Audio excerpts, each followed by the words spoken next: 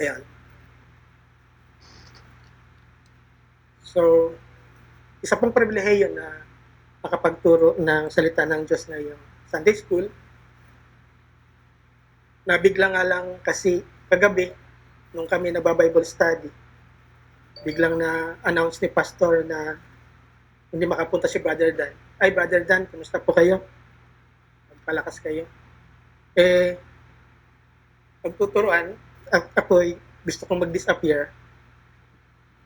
Naturo namin si Brother Matt, kaya ako nga pala si Brother Matt. So, dahil nga sa biglaan, kaya wala tayong audiovisual. Kaya ito na lang ang aking audiovisual. Ang title kasi ng ating lesson ay Leaning Upon the Top of His Staff. Buksan natin ang ating mga Bible sa Hebrews 11 verse 21. Hebrews 11 verse 21.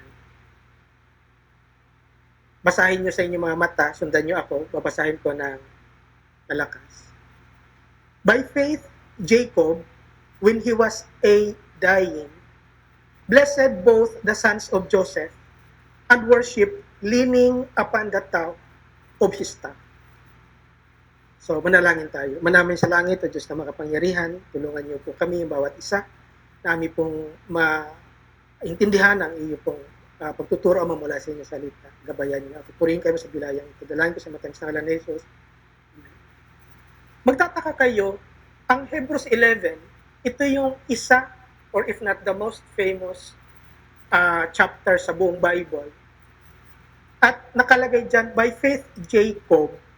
Ano ang ginagawa ng katagang leaning upon the top of his staff? Parang, di ba kahoy lang yun? Bakit siya napunta doon sa Hebrews 11? Ano ang pakahulugan? So sabi ko nga, dahil kagabi lang ako nabati, wala tayong audiovisual, kaya tingnan nyo na lang yung ating audiovisual. Kunyari, ito yung staff, supposedly meron na itong ganyan.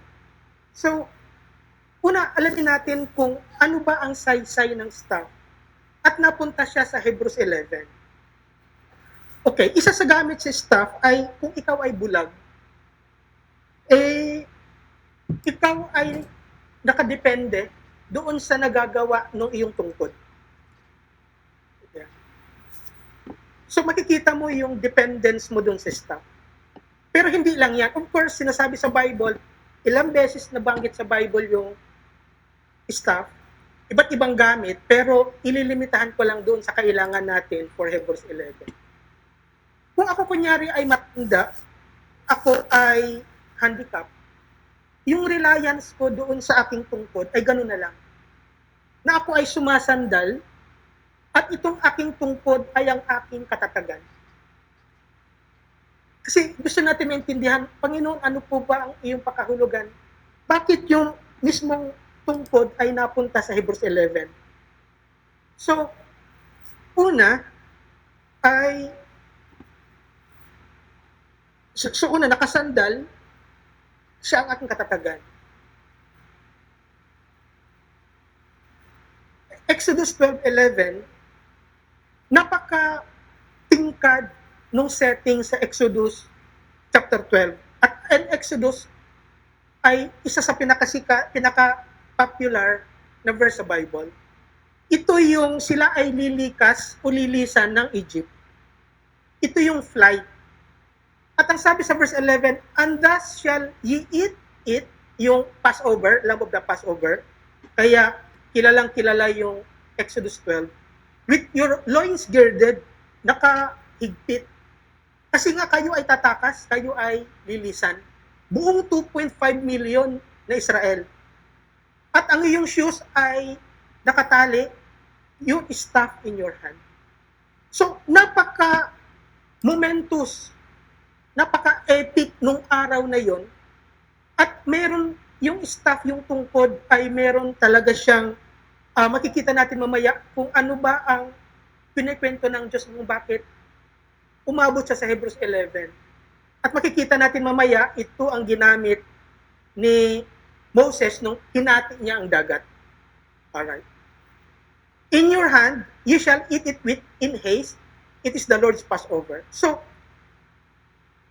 gusto muna natin intindihin kung ano yung papel ng tungkod sa Bible. Micah 7:14, ang panahon sa Micah chapter 7, ito yung sila ay na-occupy ng mga dayuhan. At ang sabi doon sa verse 14, notwithstanding the land shall be desolate. Desolate. Salanta ang lupa because of them that dwell therein, for the fruit of their doings. Feed thy people with thy rod. So, nasalanta ang kanilang lupain, pero yung kanyang tungkod ay napakahalaga. Dahil ano ang pagkakasabi, pagkagamit, pakainin mo ang iyong mga taong nagugutom with thy rod, kasi ito yung ginagamit nila sa pag-aalaga ng mga tupa. Kaya talaga naman makikita natin mamaya, di ba, si Aaron, ang kanyang staff ay namulaklak. So, feed thy people with thy rod, the flock of thine heritage, which dwell solitary in the wood, in the midst of Carmel. At tingnan ninyo sa Mark chapter 6 verse 8, ito yung pagtuturo kanina ni Dr. Atan, na ang paghahayo at pagtuturo ng salita ng Diyos. Sabi doon sa verse 8, and commanded them, ang Panginoong Hesus na nagsasalita, ang tinutukoy dito, na sila ay humayo, lumakad, journey, take their journey. Wala kang bitbit, no script, no bread, no money in your purse. Ito lang ang bitbit mo. Sa ngayon siguro tayo napaka-dependent natin sa internet. Pero wala silang internet, ang kanila talaga doon, ang kanilang kasaysayan lamang ay nakadepende doon sa kanilang katatagan na sila ay sasandal. Pero yung binasa natin verse kanina, hindi lang basta sandal eh. Upon the top, talagang hindi ka lang nakasandal, nakasampay ang buong bigat mo doon sa iyong tungkod. Okay? And they went out, verse 12, and preached that men should repent. Yun binabag kanina ni Dr. Atan. Pero sa panahon ngayon, magpre-preach tayo at hahayo, hindi naman uso yung tungkod. Pero, nag-a-apply pa rin sa atin yung verse. Ang tanong natin, Panginoon, ano ba ang turo ng verse na yon? Na sinasabi, ulitin ko lang, ay, by faith, Jacob, when he was a-dying, blessed both the sons of Joseph, and worship leaning upon the top of his staff. So ito na. Saan ito nagsimula kay Jacob yung staff? Makikita natin sa Genesis chapter 32 verse 10 na kung saan ito yung preaching ni Pastor Gilbert nung isang Sunday, yung makasaysayan na si Jacob ay nakipag-wrestling with an angel, na kung saan sinasabi ni Jacob dito, nung pumunta ako rito, ang dala ko lang ay staff. Nung ako'y tumawid ng Jordan. So, merong relasyon si Jacob at saka yung staff na binabanggit doon sa Hebrews 11. Tingnan natin kung paano ito nagre-relate. At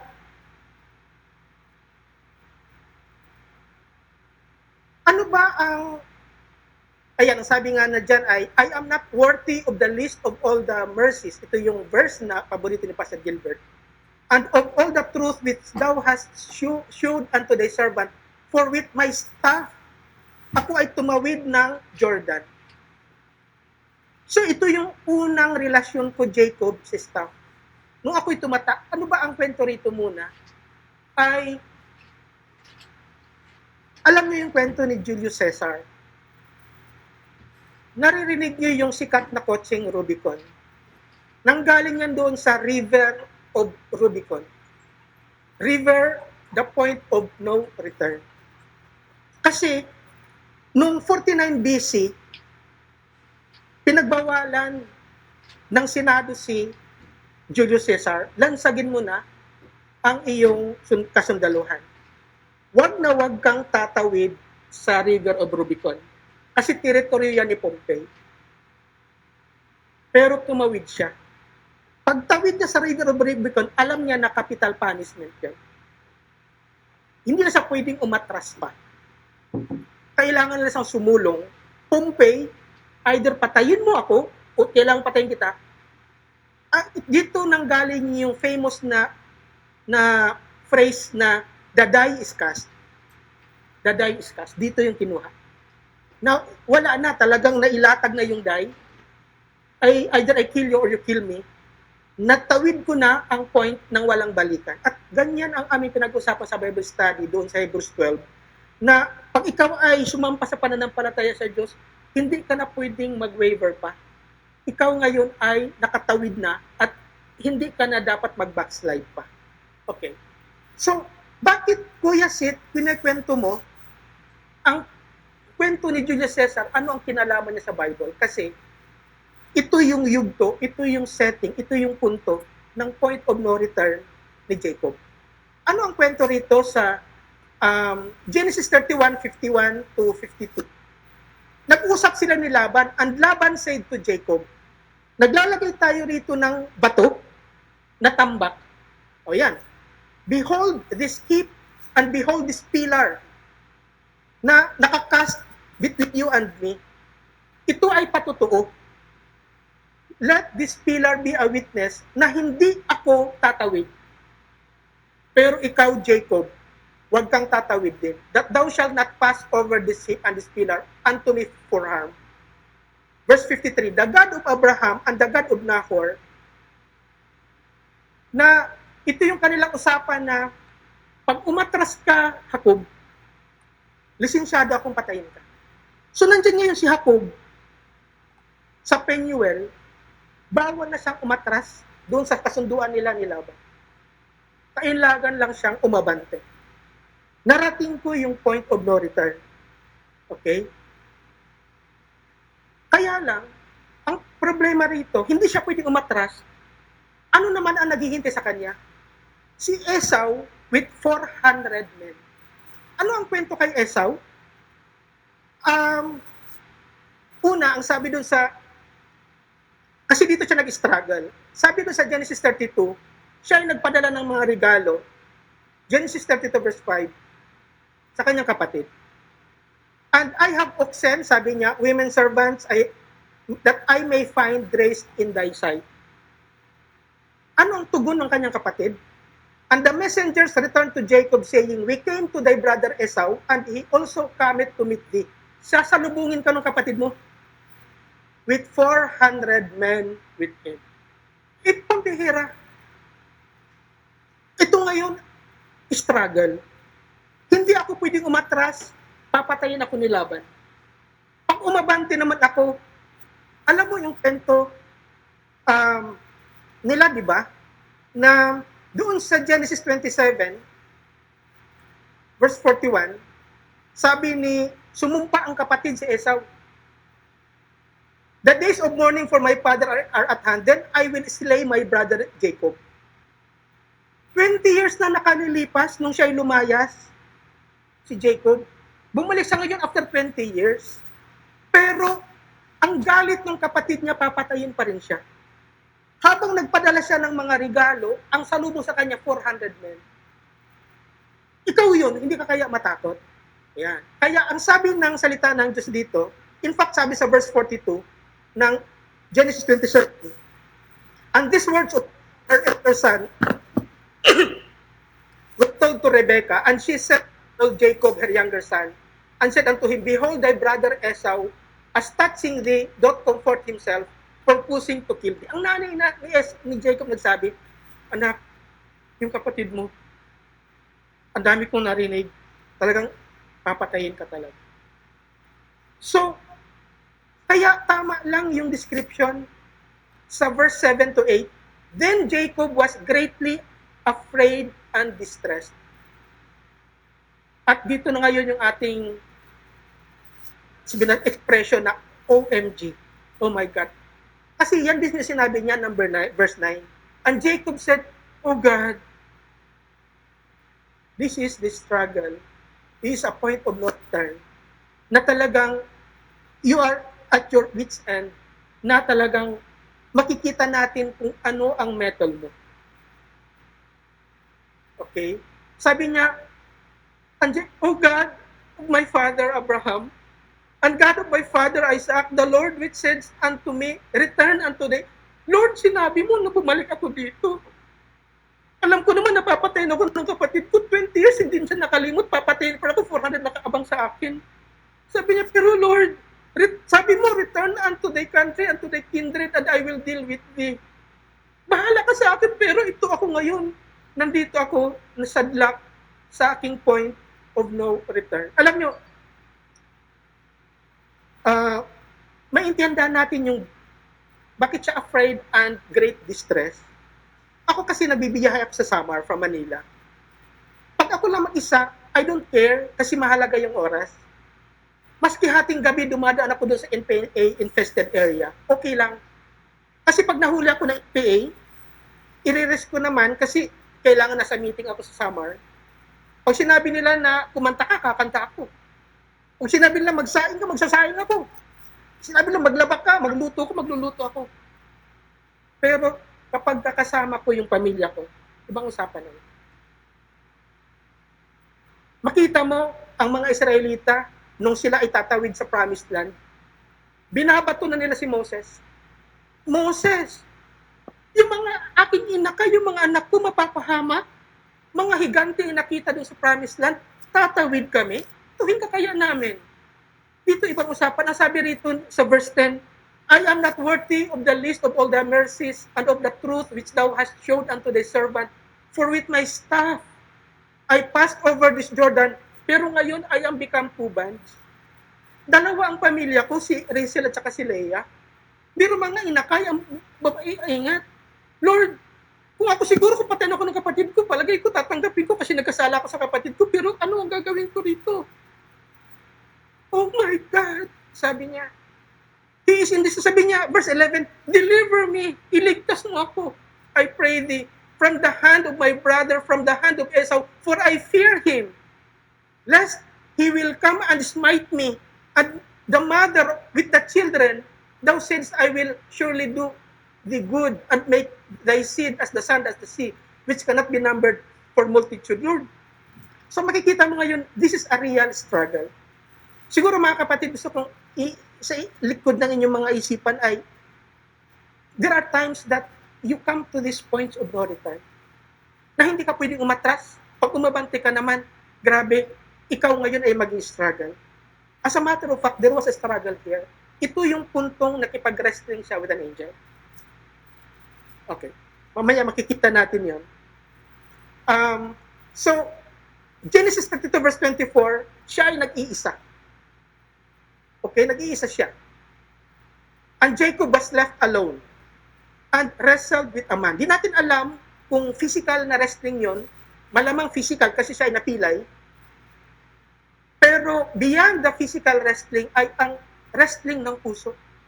Ang wrestling ng isip na ikaw ay nagugulumihanan na you are at your wit's end. But then, kailangan mong to take a step of faith.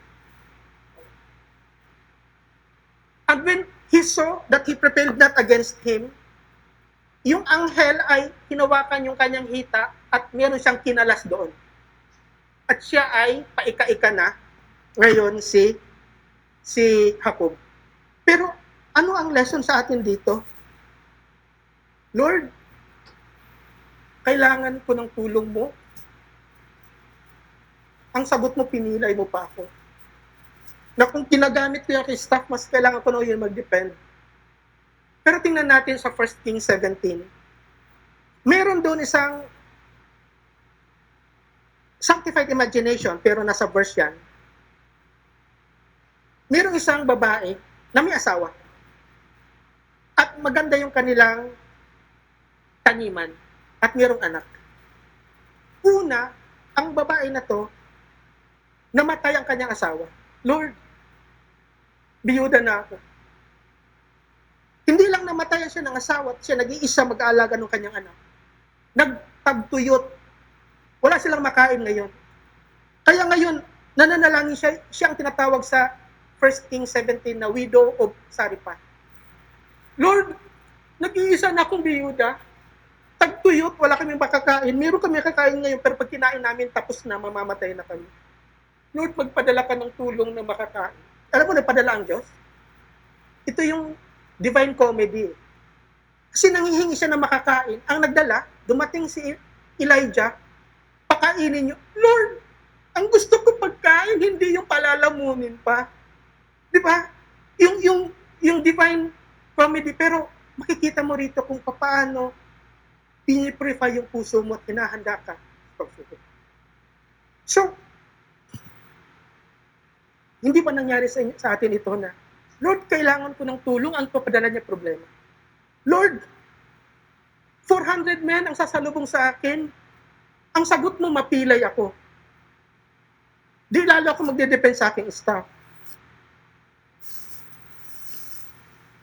So, isuspense muna natin dyan.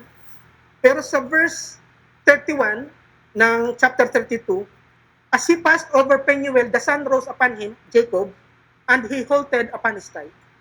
So, kailangan ko talaga ng tungkol. Pero, ito ba ang tugon sa aking pagdadasal? Na kailangan ko ng lakas, kung kailangan ko tumakbo, tatakbo ako, pero pinilay mo pa ako. Pero yan naman ang nangyari sa YouTube Saripah. Siya ay nanghihingi, last na pagkain na lang ito. Isusubo na lang na kalang anak, ang ipinadala palalamunin si Elijah. Alright. So, Genesis 47 verse 29, mag-jump muna tayo for illustration. Takbo tayo sa Genesis 47. Si Jacob din ito. Ibang tagpo. Pero makikita mo rito, ma-identify mo na pareho ang hugis ng puso dito. Genesis 47 verse 29, time drew near that Israel must die. Mamamatay na siya. Kaya, yung ating binusakay na Hebrews 11, by faith, when Jacob was dying. So, kanina, pinilay siya ngayon, mamamatay siya. So, talagang pasidhi yung problema. At ang sabi ng verse, and he charged them and said unto them, I am to be gathered unto my people. Ako ay mamamatay. He was dying. Ito yung background ng Hebrews 11. Verse 48:1, si Israel daw, and it came to pass after these things that one told Joseph, behold, thy father is sick. Kung ikaw ay may sakit, mas kailangan mo yung staff. Siya ay may sakit, siya ay matanda na, at siya, sa verse 10, ay bulag. Di ba, naalala na kanina? Ang isang function ng staff ay dependence ng bulag. Ang sabi sa verse 10, now the eyes of Israel were dim for age, so that he could not see. Kaya siya inaakay na lang, pero siya ay nakatungkol. At ano ang setting noong binasa natin sa Hebrews 11, ito, sa verse 1 ng chapter 48. Nakaratay sa higaan ang matandang may sakit na si Jacob na bulag. Inistrengthen niya ang sarili niya. Pinalakas niya, pinatibay niya sarili niya. At nakaupo na lang siya sa bed. Wala na siyang magagawa, ano na siya. And he was dying, and he leaned. Hindi na sa sumandal, nakasampay siya kasi upon the top of his staff. Talagang ang kanyang katatagan, talagang binigay niya na lahat, ang kanyang bigat, ang kanyang lakas. So, kaya makikita mo, wala man tayong PowerPoint, yung ating object lesson ay ang tungkol. So, ang tanong niyo rito ay, ganun, nasaan ang Diyos dito? Nasaan ang Diyos? Ito na sagot. At teka muna, meron pang isang problema na magnify yung problem. Kung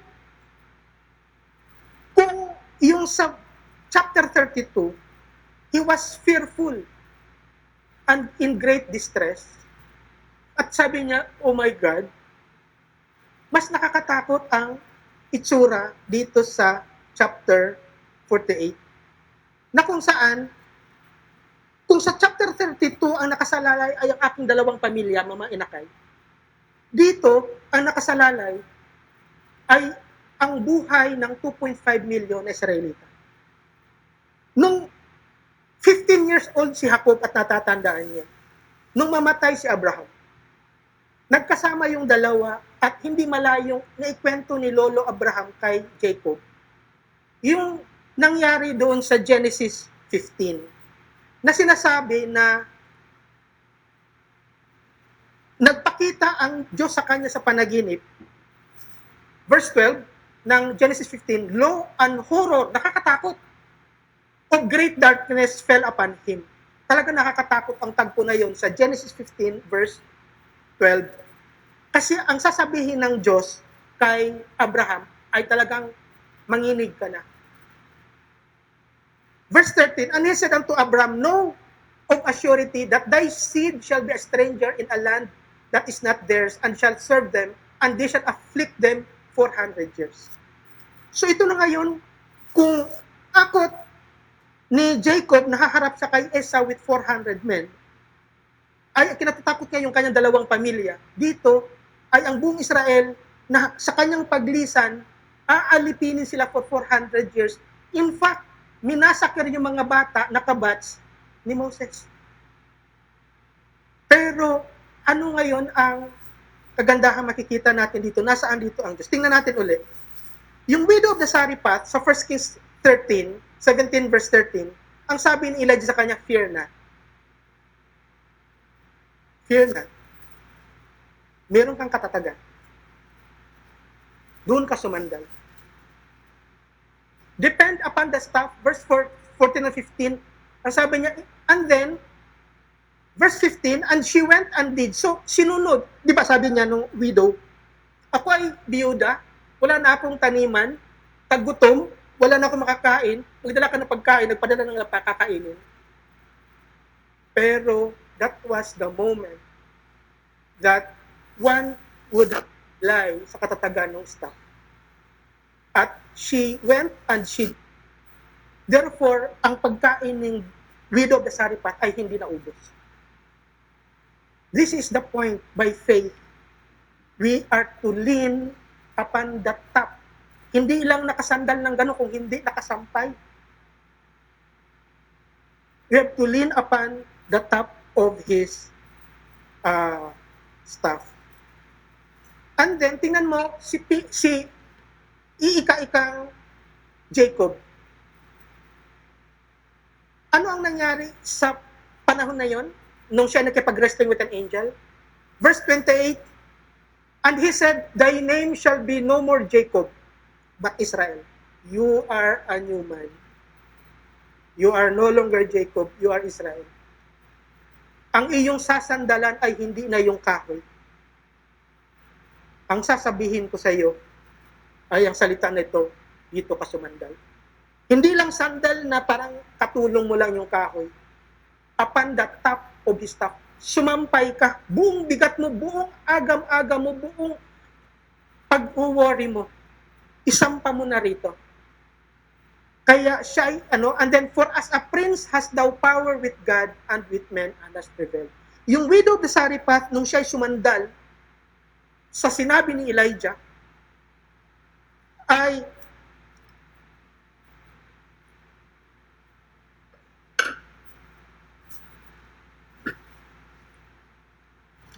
siya ay sumandal na ng palataya siya at yung kanyang agam-agam ay napawi.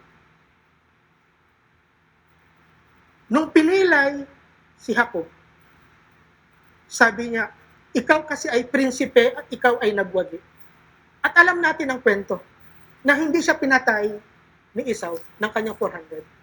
Kasi siya ay sumandal, ang buong bigat niya, ang kanyang sinasabi, he is fearful and greatly distressed, ay kanyang ipinagkatiwala sa Diyos.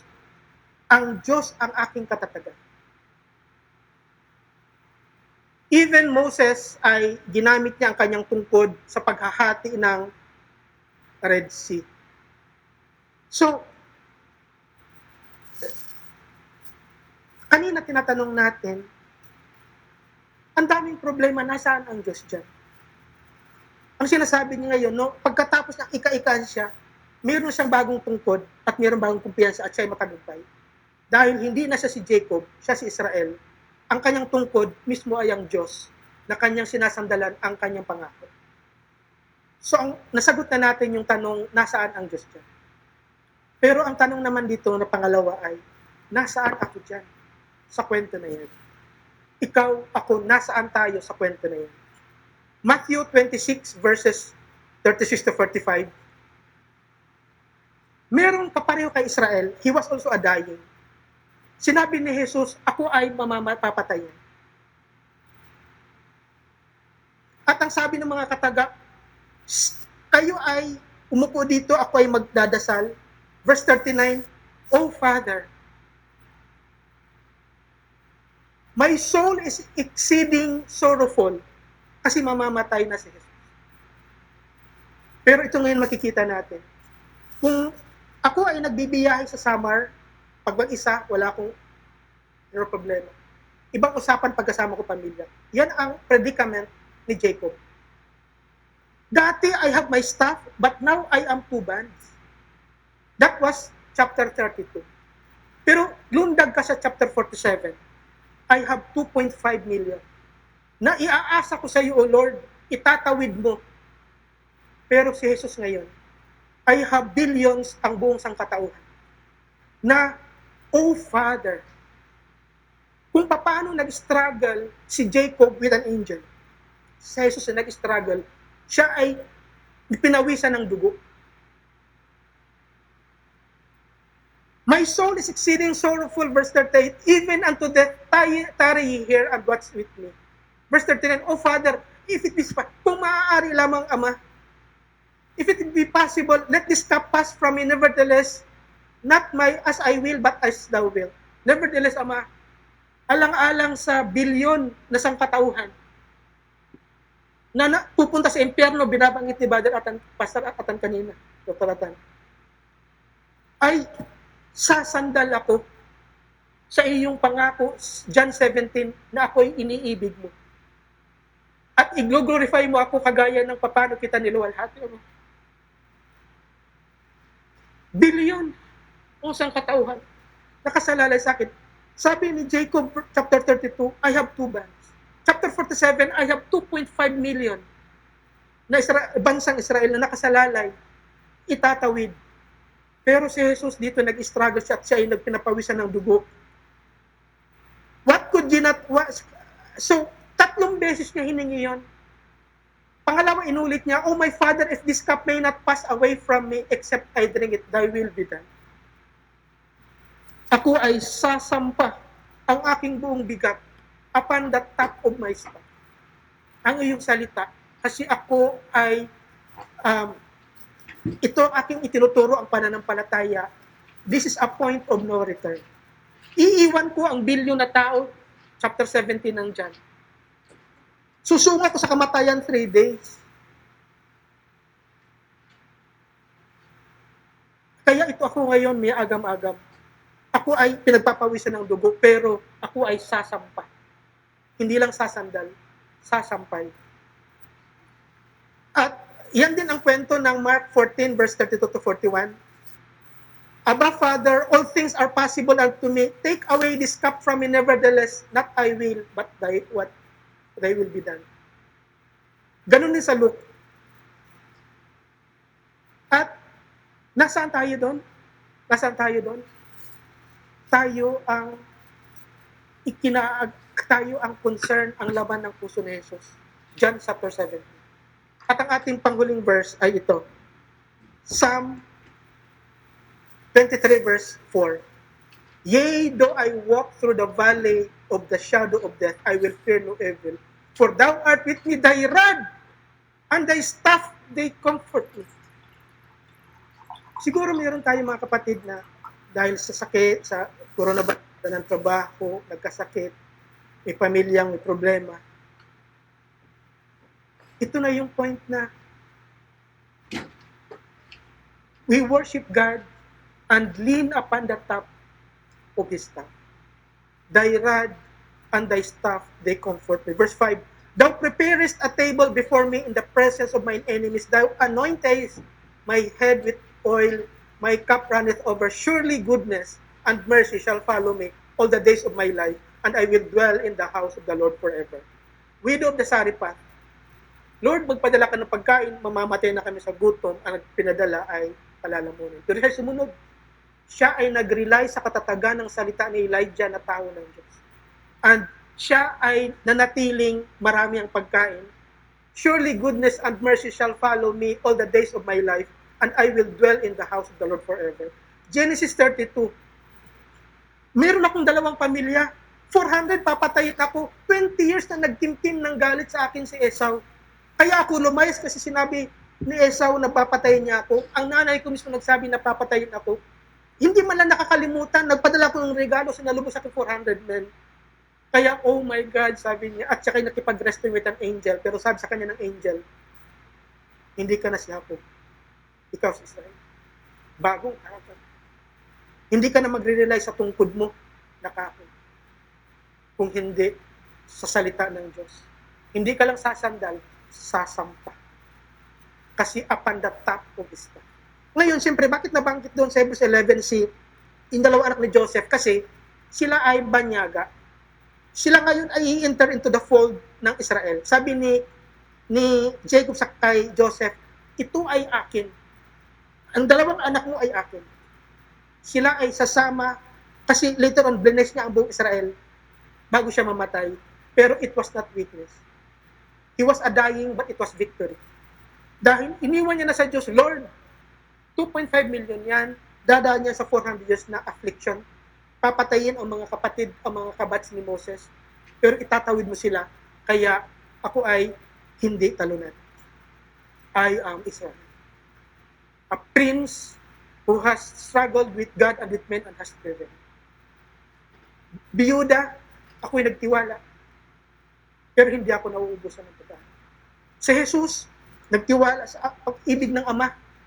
Sinuong niya, ang sabi ay, yea, though I walk through the valley of the shadow of death, I will fear no evil, for thou art with me. Thy rod and thy staff. Sinuong ng Panginoon Jesus ang kamatayan at tayo ay nagbe-benefit sa biyaya na yun. Ang sino man palataya kay Jesus, sabi sa ilang verses sa New Testament, yung mga anak ni Abraham na pinangako ng Ama, Abraham, tumingala ka sa langit, pag nabilang mga mabituin, ganyan karami ang mga.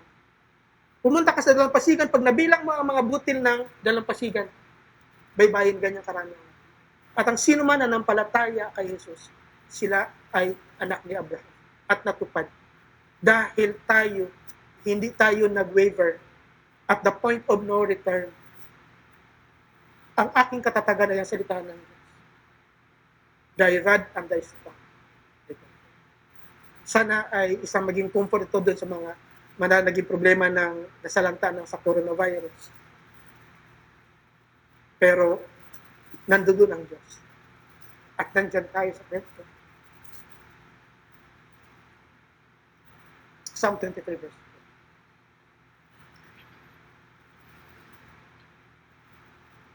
4. Ama namin sa langit, ito sa lahat.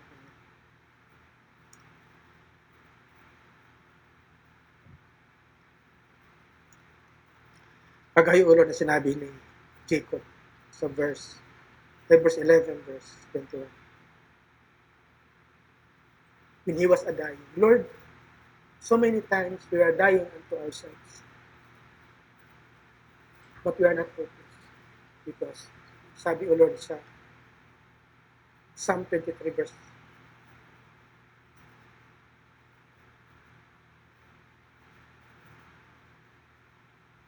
4. For thou art with me. Salamat o Lord. Kung nasaan ka, ikaw ay kasama. At ako o Lord ay nandoon sa setting. Meron akong role sa bahagi nito ng Bible. Dahil nung ang Panginoon Jesus ay nag-wrestling sa kanyang puso at pinagpapawisan siya ng dugo. Ang kanyang iniisip ay ako. Salamat sa biyaya man ng iyong salita, thy rod and thy staff. Surely goodness and mercy. Lord, sana turuan niyo kami, Ama, gumalaw ang mga salita sa aming gitna.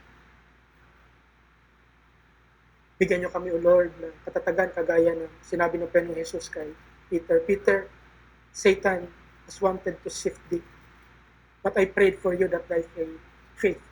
Ayan. Pero pag ikaw ay naka-overcome, Peter, encourage the brethren.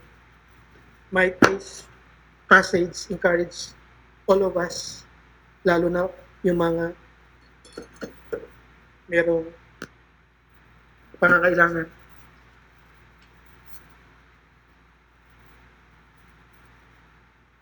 Tunay na we will worship you as we do now, leaning upon the top of this time. Ang iyong salita, O Lord, ang aming katatagan sa lahat ng ito. Tulungan niyo. Purihin kayo nito, dalangin namin sa matamis ng ngalan ni Jesus.